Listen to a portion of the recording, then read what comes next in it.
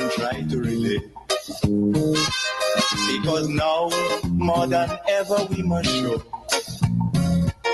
discipline, tolerance, and production to build a strong and better nation. I say that is the main foundation. So come let us work hand in hand, because this is our land. Come my brother, come my sister, and let us build a nation together. Ooh, yeah,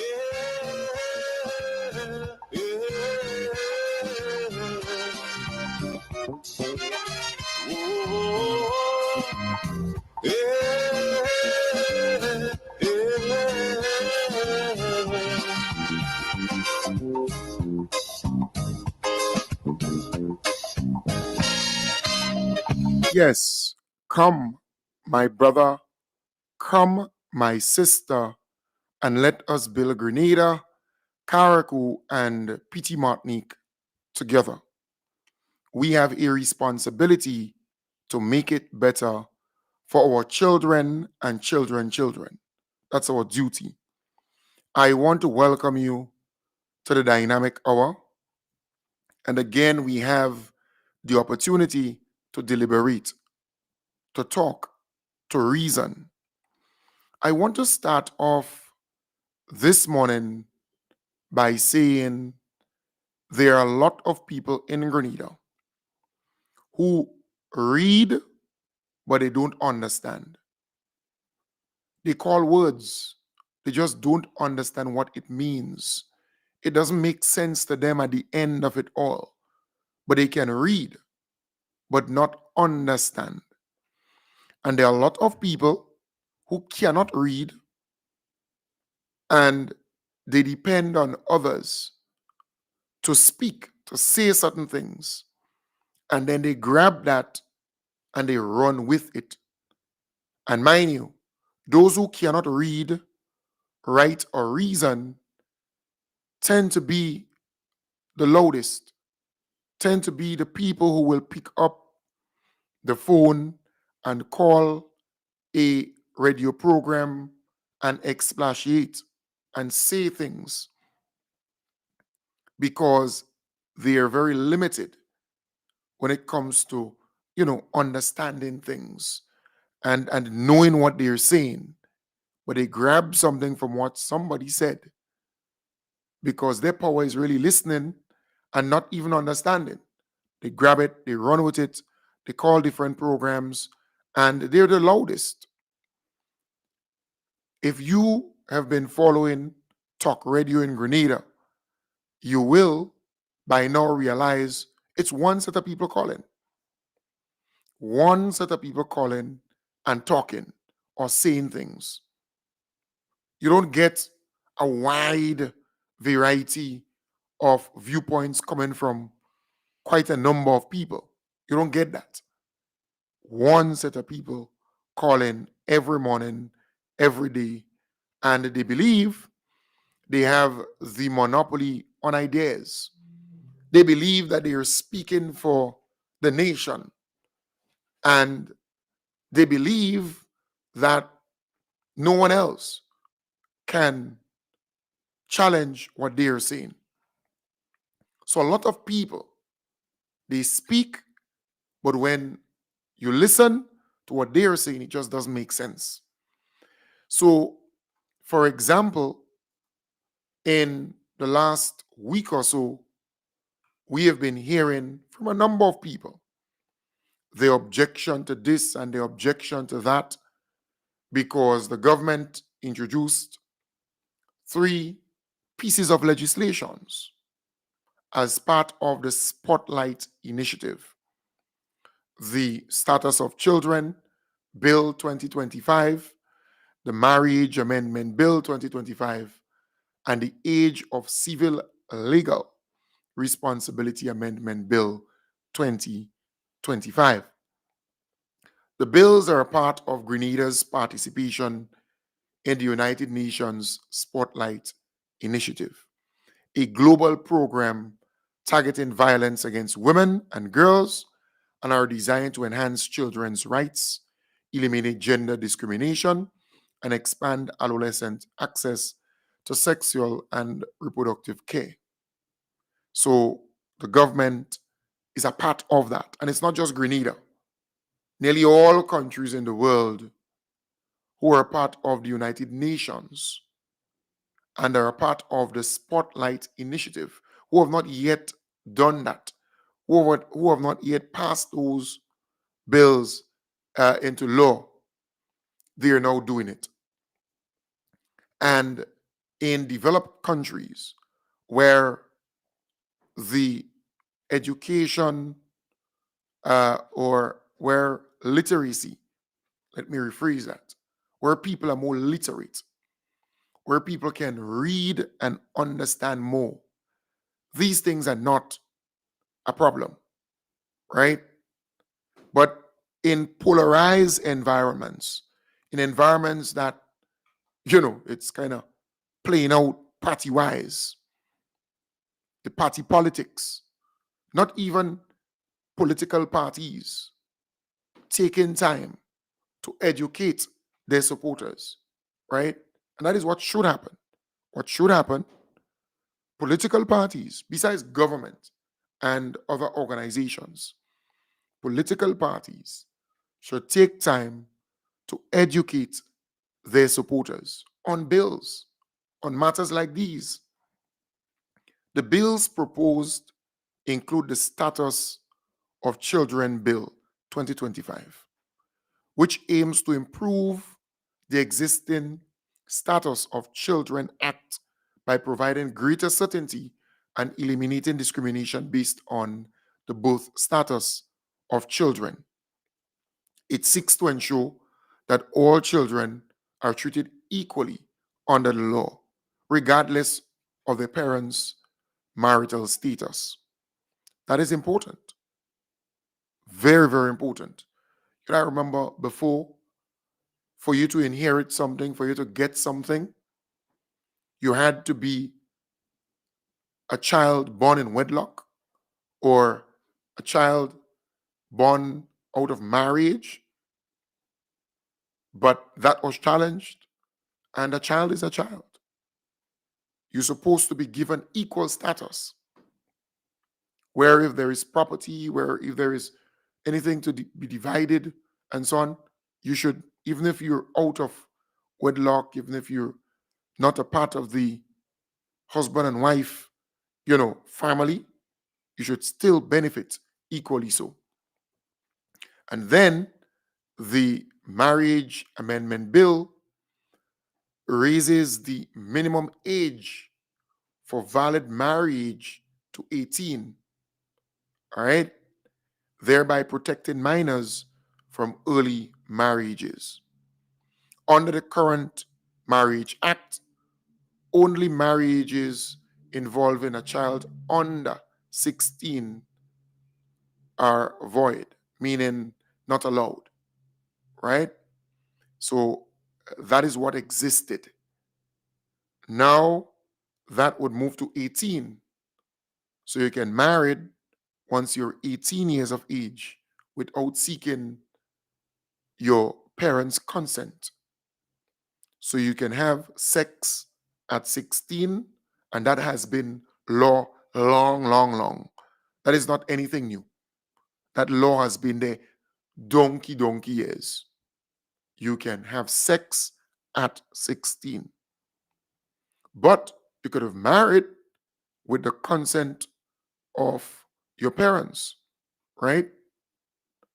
Uh, your parents signing off on certain things. But now the law is saying once you're 18, you don't need any consent from your parents, right? So the Marriage Amendment Bill raises the minimum age of valid marriage to 18 years, right? That's important. The amendment not only sets a higher age threshold, but also allows individuals age 18 and older to marry without needing parental consent. All right, and that's kind of standard all around the world. You see, you still have people here who are living in the past, who are not getting up to date, who are not modernizing.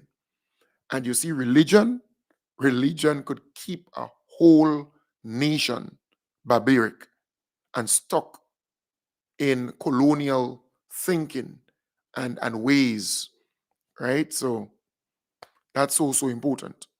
And the age for civil legal responsibility amendment bill 2025, that is the one that's creating some controversy because a lot of people are not reading to understand and they're not interested in learning. And in some cases, you have to unlearn and then learn them or teach them because they have so many things clog up in their minds. You have to get rid of that, and it will take some time. All right. So that bill proposes that minors age 16 or older be allowed to access sexual and reproductive health care without parents or parental consent, especially in cases where their health or well being might be at risk, even if the parents oppose such access. Right? And I was watching something last last night. Somewhere I was watching that. All right. Because there could be parents, because of their belief, they could decide that the child will not see the doctor, even if the child is sexually active, because uh, at age 16, by law, the child could have sex. But because of the parent's belief, and because the parents knows, or the parent knows that he or she has legal right over that child, and because of the parent's belief, we say, no, you cannot see my daughter or my son. You cannot administer care to my child. And that child risk dying. That child risk, you know, going through pain and agony because of the ignorance of the parent. Because the child is already sexually active. And that's just an example. At age 16, by law, that is not on the argument. But access, the child should have access to health care, access to help. That is what the law is really trying to do. But because of the ignorance, and mind you, some of the parents who are making the loudest noise, they don't have a good relationship with their kids or with their child. They don't. They don't even know many things about their children. I'm telling you. And that is why they're making the loudest noise. And in many cases, some of these parents don't even understand what the bill or the amendment is trying to do. They don't.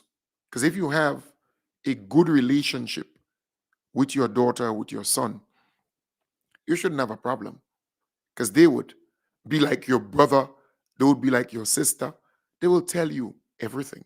They will discuss, they would feel free, they will be comfortable in discussing these things with you.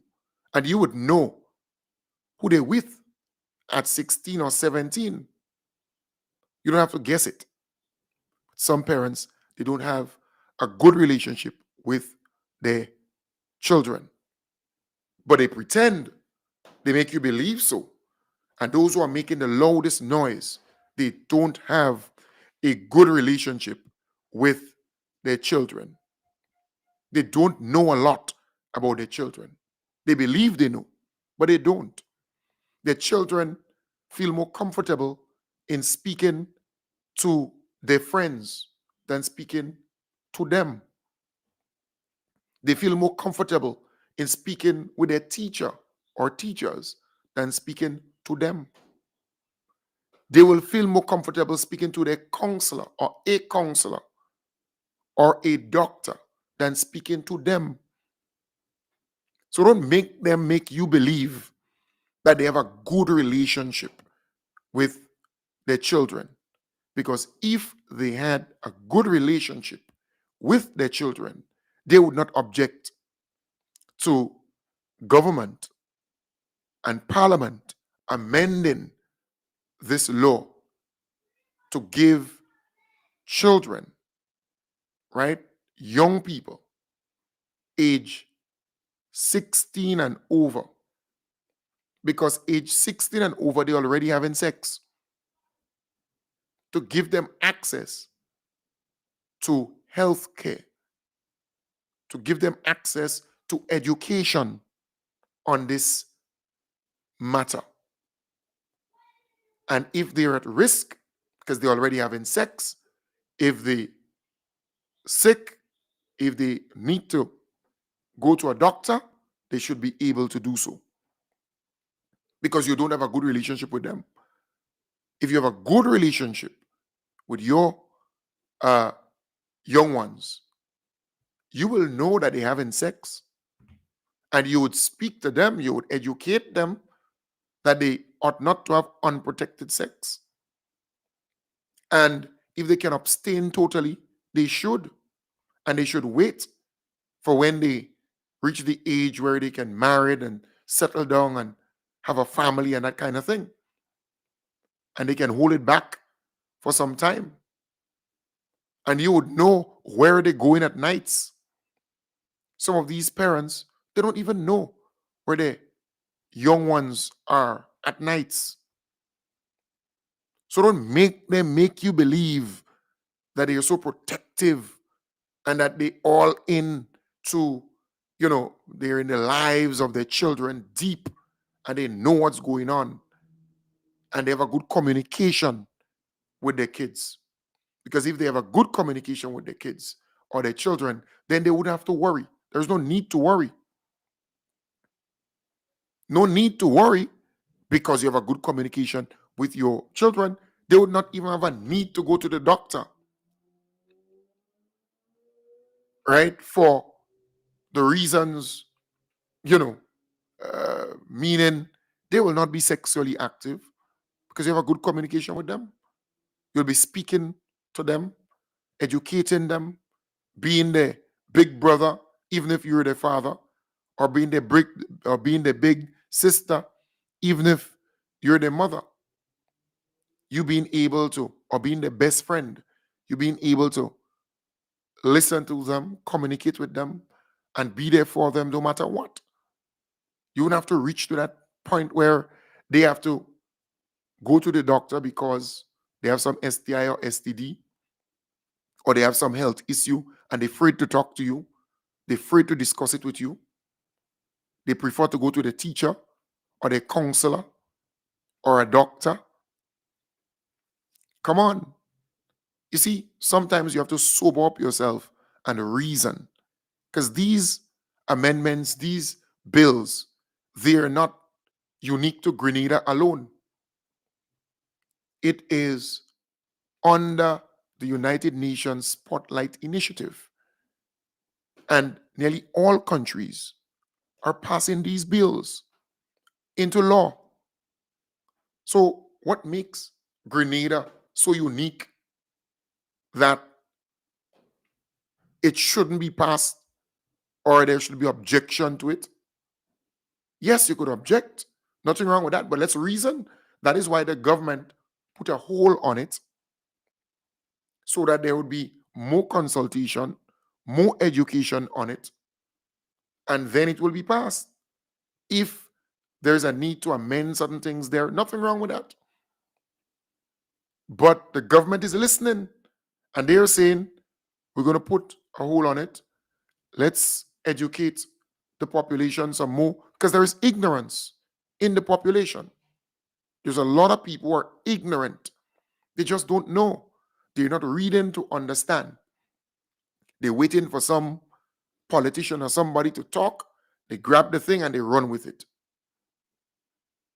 I listened to the Bob Report, for example, on the weekend, and I think the conversation there was enlightening, educational, and really good. You had 3 women on the panel, 1 object to it, the whole bill, and 2 who are more seasoned and in that field and qualified academically and otherwise. They support the bill and they shed light on why, right? And open up the thing. I am saying that is what is needed. Education, dialogue on these things. It should never reach to the stage where it becomes this kind of partisan thing.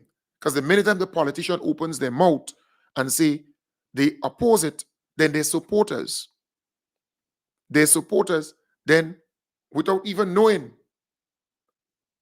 start opposing it and saying, well, they don't want to be, part of the thing. You understand? So then the politics gets involved. That's a problem. That's a serious problem because you have NNP supporters, you have NDC supporters, and you have people who don't support the both main political parties. But if you can educate your people, your supporters, if you can open up the bill, not once have I seen the NNP, for example, set up sessions in communities or in villages or maybe at a constituency level to educate people to to tell them why they oppose the bill or why they don't support it. Not once, but they will just put out a statement and then their supporters will run with it. And some of their supporters, they have not even seen the bill. They don't know what it contains. They don't. But they're the loudest. I am saying to you, the government put a hold on it because they're listening. They're giving the people the opportunity to read it, to understand it, and giving different groups who are for or against it to educate people on it. Why you for, why you support it, and why you're against it. And parents, if you have a good relationship with your children, you shouldn't be worried because there is nothing here to worry about. There are a lot of people who are the loudest out there. They don't have a good relationship with their children. They don't. The girl children or boy children, they're all over the place. And when the night comes, they don't know where they are. And some of them they know and they could care less. But they're the loudest. You check it out. Their children would make children at 16 and 17 or maybe even earlier. Some of them would pretend that their children are not sexually active at 15 and 16. They would pretend. But mind you, they know. And the age of consent in Grenada is 16 years. And that is not something that the NNP or the NDC put in place. That has been there donkey years. That's not recent. The age of giving consent to have sex in Grenada is 16 years. And that has been there for a lot of years. So a parent, right, having a child at 16 does not have the legal authority to tell that child he or she cannot have sex at 16, 17 or so. above 16. And that's legal. That's law. So don't play as though you don't know. And the mere fact that they're having sex but still cannot access education on sex, still cannot access health, care, and help. So if they go to a doctor, the parents must give the right away for the doctor to examine them, to help them, and so on. They can't go to a pharmacy. They have no legal rights. But even if they have legal rights to have sex at 16, they still have to wait on the parent, the mother or father, for care, for help. And if the mother and father don't care, then they can't go to the doctor. They can't get help. Because there are some mothers and fathers who just don't care. But they can't go and get help. You see, you have to understand what is at play here. Because a mother and father who cares, it will not even reach the stage where that intervention is needed. But if the intervention is needed, then the mother and father will be there. All right? For that child or that young person. So I am saying you have to understand the thing. Understand it.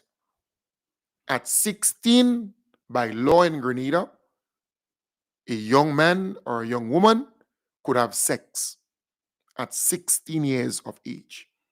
That's the law. And it's not that the NNP or the NDC passed this thing recently. No, that has been there for donkey years. But while they could have sex, the mother or the father has to give consent for a doctor to see them at 16 or 17. You understand the point? They don't have the legal rights to do it. So what the law is seeking to do is to give them the legal rights to go to a counselor or go to a doctor or to a pharmacy. That is what this is actually doing. Saying that, yes, the law that exists way before gave them the rights at 16 to have sex. And it's not anything that the NNP or the NDC did.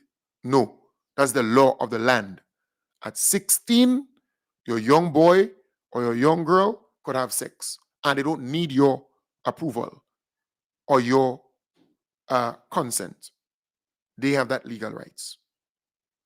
But if during sex they get sick or anything happens to them, then they still have to come to you to see the doctor or to go to the pharmacy or to go to the counselor, and then you have parents who just don't care. So then these young people now are left in limbo, and they might be spreading the thing if they have STD, STI, and those things, because the parents don't care. They would not give any doctor any approval to do anything. They just don't care. But the child can't go to the doctor or go to the counselor or access help. This thing is simple to understand here. But some people just plain, they don't want to understand it. But a parent or parents who have a good relationship with their child, they would know everything or nearly everything. And their child will be comfortable in discussing it with them because they're like their child's best friend. Or even if you're the father, you're like a brother figure to them. Even if you're the mother, you're like a sister figure to them. They would feel comfortable in telling you certain things. So it wouldn't reach to that stage. It doesn't have to reach to that place. And that is what I'm trying to explain. It doesn't have to reach to that point. Because you can educate your child way before. Way before. So you have to understand certain things. That's very, very important. So what the law is really saying is that that child would have access, right? That young person would have access to sexual and reproductive health care without parental consent once they reach the age of 16, right?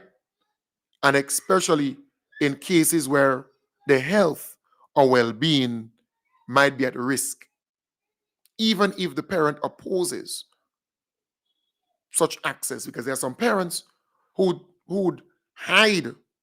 They would know that their child is sexually active at 16 or 17, and that child might become pregnant. Yep. And because the parent, knowing that that child is sexually active, would deny that child access to a doctor because the parent has the authority to do so. You have to understand, because by law, a young person 16 can get pregnant, or 17 can get pregnant. Legally so. Legally so. But for that young person to access a doctor or a pharmacy or sexual and reproductive health, that young person who is pregnant needs the consent of the mother and father, or the mother or the parent. What the law is seeking to do is to say, once that child is 16, that child has the legal rights to access a doctor or sexual and reproductive health care. That's what the law is seeking to do. Give them access so they can get help. So you have to understand. You see, you could read things, but you have to read to understand. And this is not just Grenada seeking to do that. It's a United Nations initiative, spotlight initiative, bringing the laws up to date, modernizing it, giving girls, women and girls access to health and help and support. That is what this thing is. So if you understand, you have to just take your time and understand the thing. And the parents who are making the loudest noise against this amendment are those who do not have a good relationship with their children. Many of them don't know at nights where their girl children are or boy children are. They don't know, many of them. And the girl children and boy children, they don't have a good communication with them. And they're not comfortable in sharing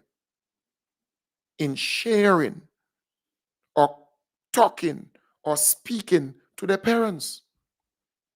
I have seen situations where the minute time the parent gets to know that the child is sexually active or pregnant, or they start to beat up the child, start to treat the child differently and abuse the child, the young person. There's this fear.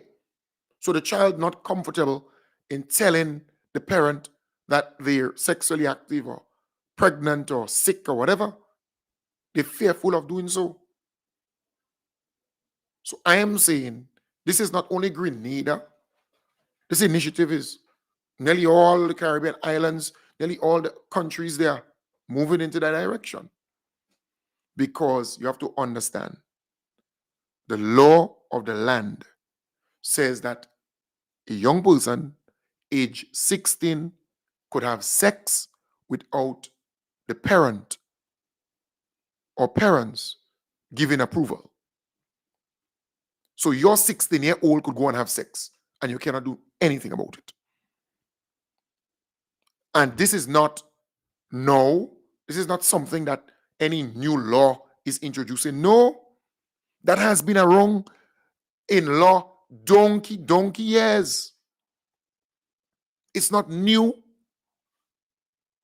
So what this amendment bill is trying to do is to say, well, if they can have sex at 16, then they should also have legal rights to access sexual and reproductive health care without parental consent.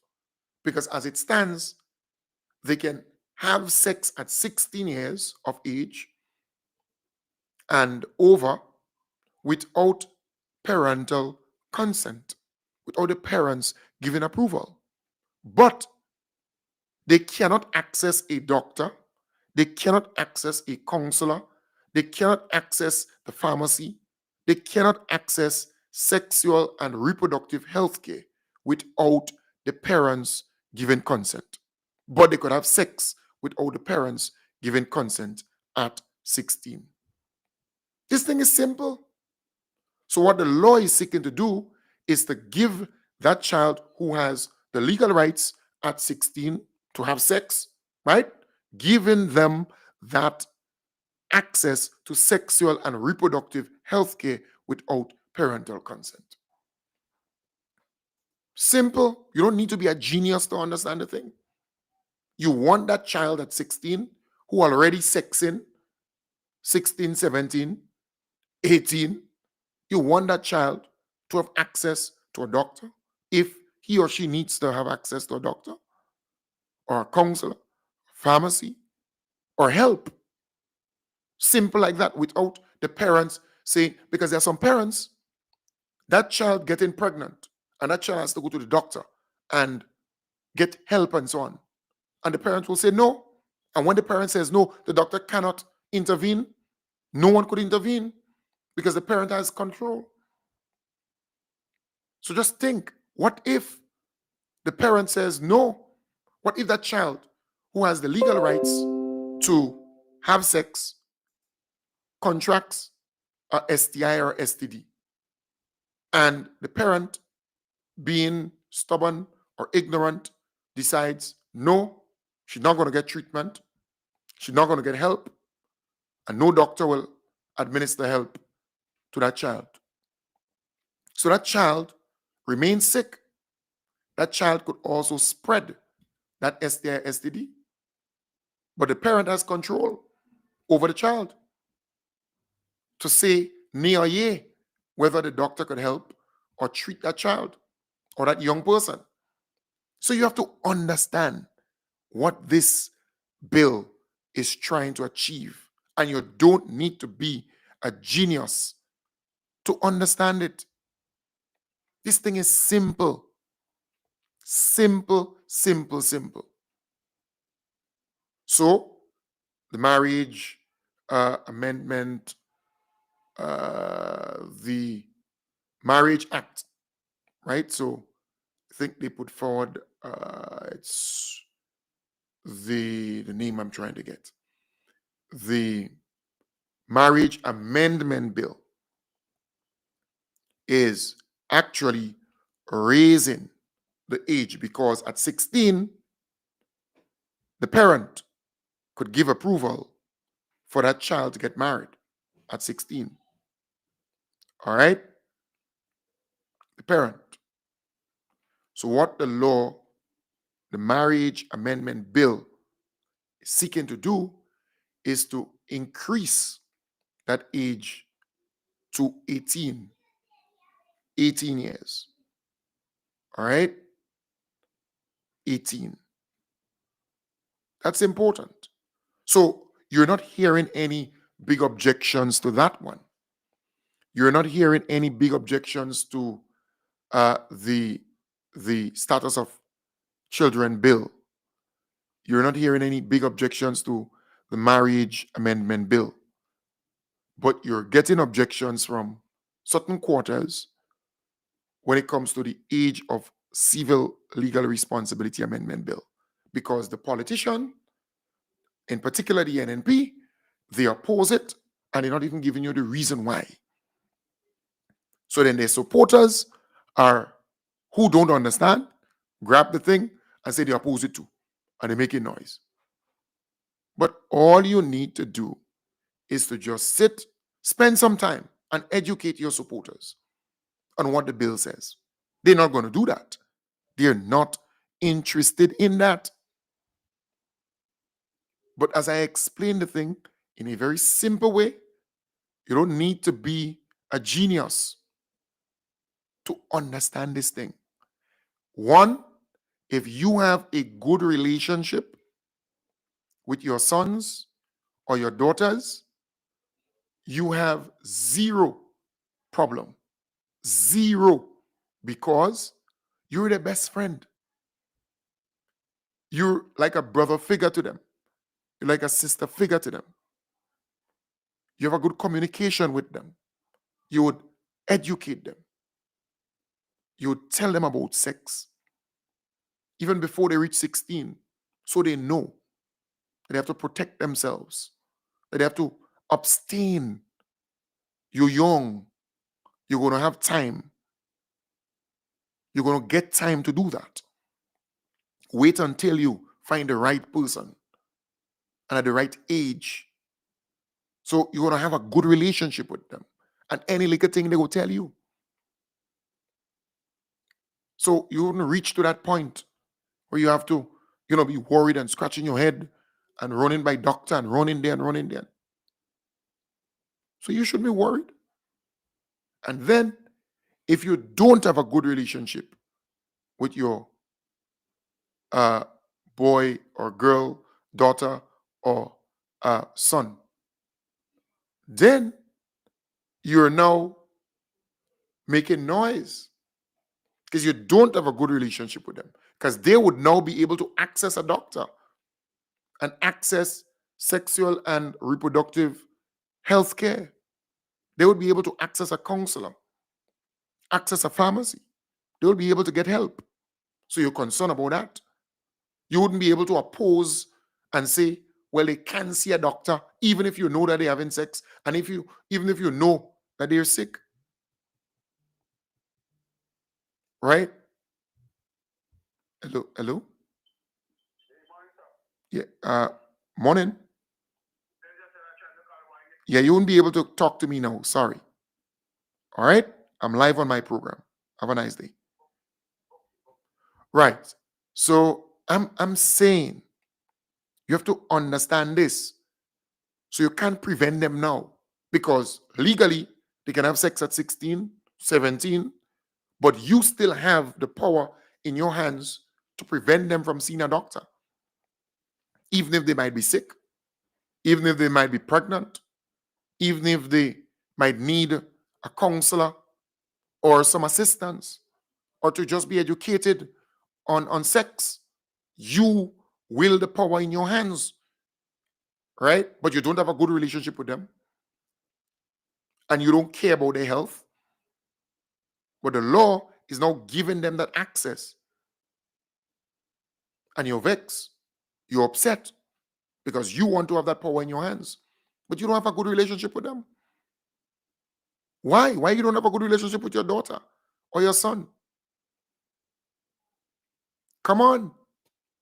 So if you had a good relationship with them, then you have nothing to fear. Nothing to fear. This thing is simple. You can sit and you can just reason this thing out. This is not hard to explain. But the people who are making the loudest noise, they don't have a good relationship with their children. No, they don't. But what they want to do is to deny, and that's the point, They want to deny the young ones, their daughters, their sons, who are already sexually active and who already, by law, can give consent to have sex. They could have sex by law at 16 and above. So why you want to deny them access to a doctor, access to sexual and reproductive health care? Why you want to deny them that? They're already having sex.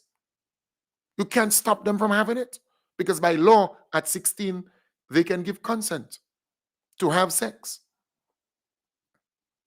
This thing is simple. Simple like 1, 2, 3. But you see some parents, they don't have a good relationship with their children, but they know that their child might be having sex. And if their child gets pregnant, a doctor would not just see that child like that at 16 or 17. They wouldn't be able to access the pharmacy. Nope. And if a young girl have sex at 16, unprotected sex, and decides to go and get a morning after in a pharmacy, they will not be able to get it unless they go through the back door. Because by law, the pharmacist can't give them that. Nope. Or any doctor without the consent of the parent. So that young person could get pregnant even if they didn't want to get pregnant because they couldn't get access to a morning after pill. Something as simple as that.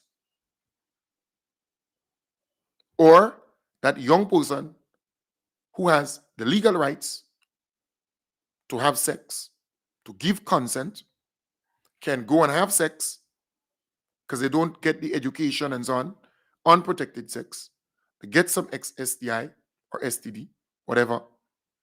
And because the parent doesn't want a doctor to see them or anybody to assist them, they say no, because they have the right. The parent has the legal rights over that child, that young person. They say no, so that child is left to get ill further, get sick further, and maybe continue spreading it and not getting the help, not getting the care. These things are basic. You don't need to be a genius to understand it. Basic.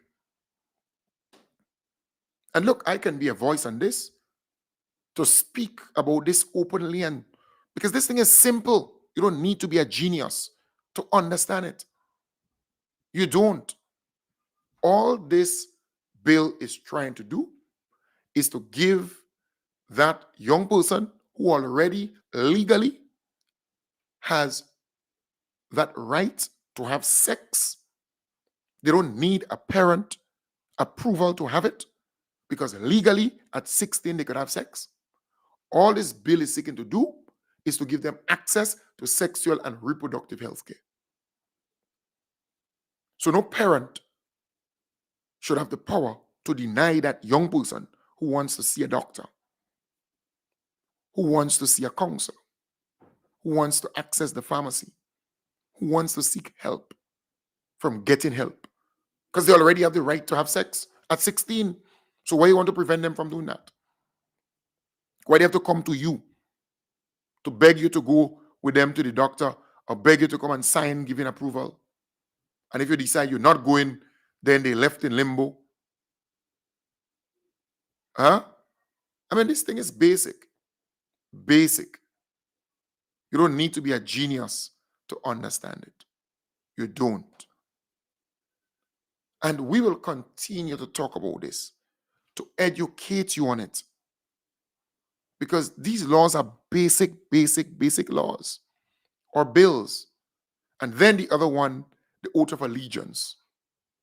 You could imagine in 2025, you have Grenadians who are arguing about the process, right? The process in which the government or the parliament is going about the oath of allegiance to swear to Grenada and not the king. I mean, in 2025, you have people talking about the process and about constitution says this and utter rubbish. This is barbaric. This is unpatriotic, if you ask me. So you have a small group of people who call themselves somewhat constitutional this and constitution independent this and whatever, arguing about who do you take or swear an oath of allegiance to. The oath of allegiance should be to Grenada. You should swear to Grenada, the state of Grenada, not to some king in the United Kingdom. And I'm saying, I don't care a fat about the process in which they go about getting to the point where instead of public officers or politicians, swearing or taking that oath. I don't care the oath of allegiance. I don't care as to whether they go into the parliament and pass a law or they have some referendum. I don't care about that.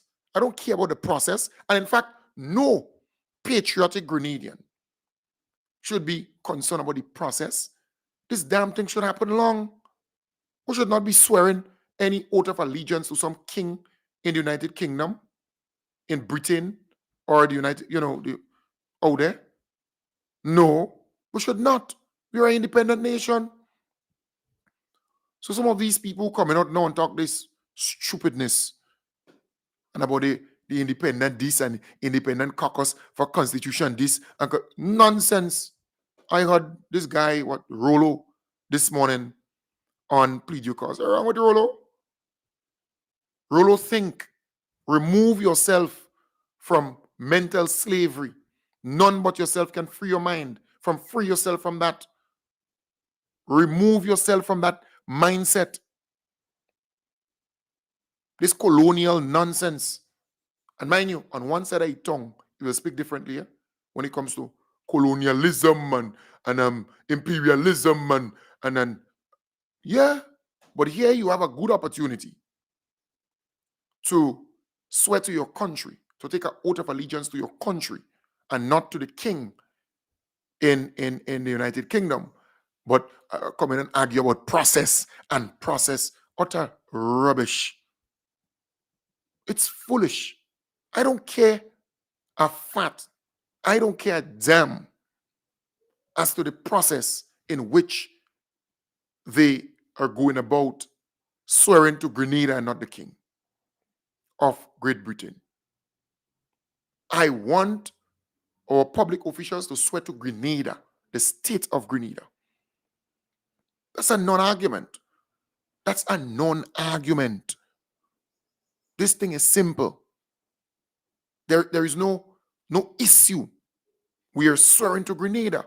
The opposition, they're concerned about the process and the process, but they're not dumb. They vote for it though. They support it though. They support it. They're arguing about process. Give me a damn break about process. In fact, there should be no process at all. They should just be swearing the oath of allegiance to Grenada. You have to go through anything about that. This thing is common sense.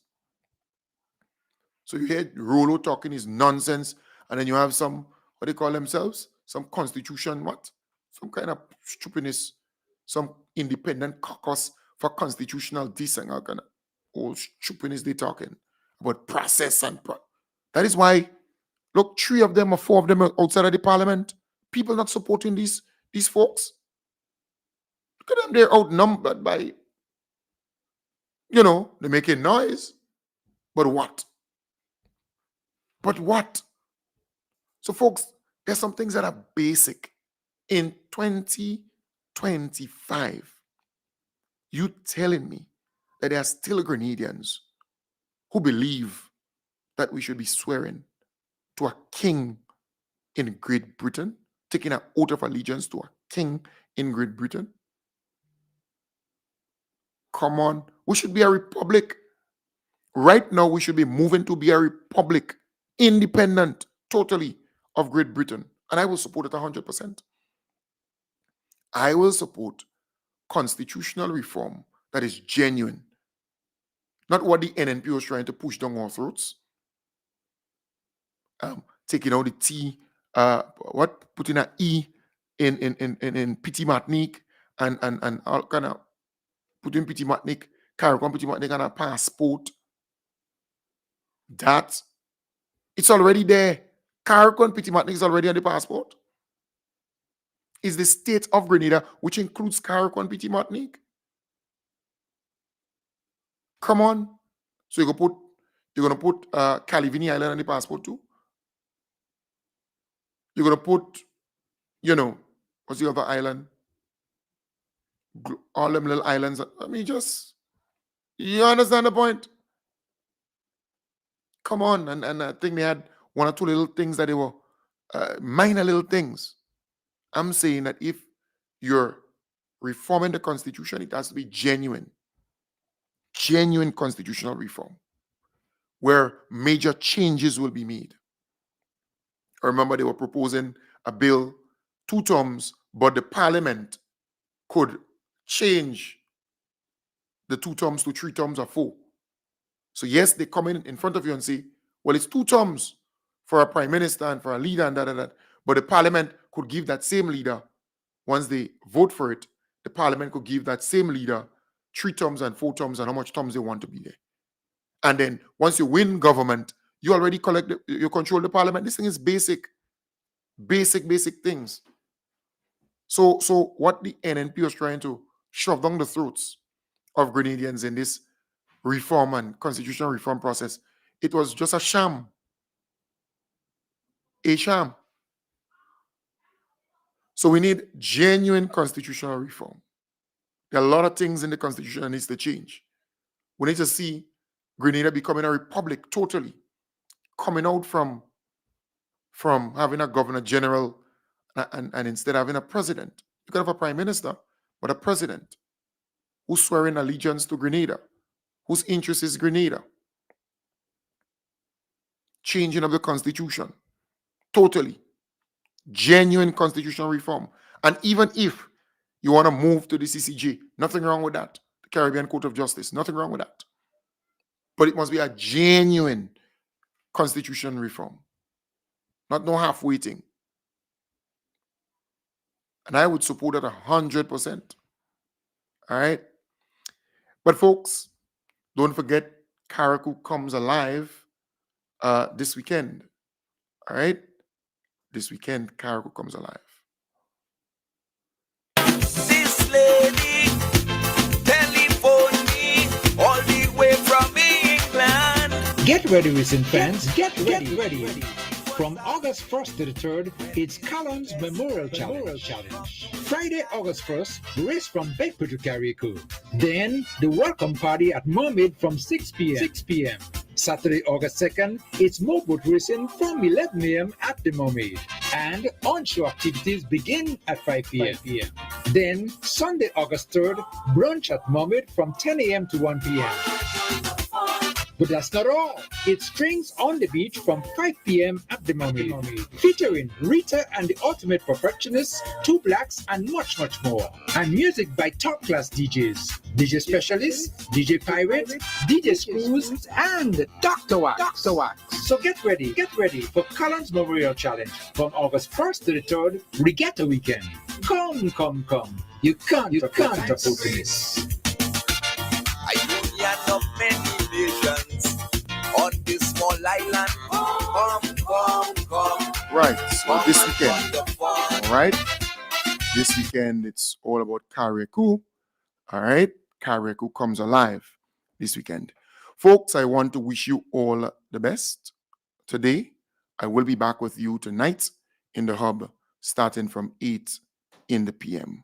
Have a nice day, and we will continue to educate our population on these bills, taking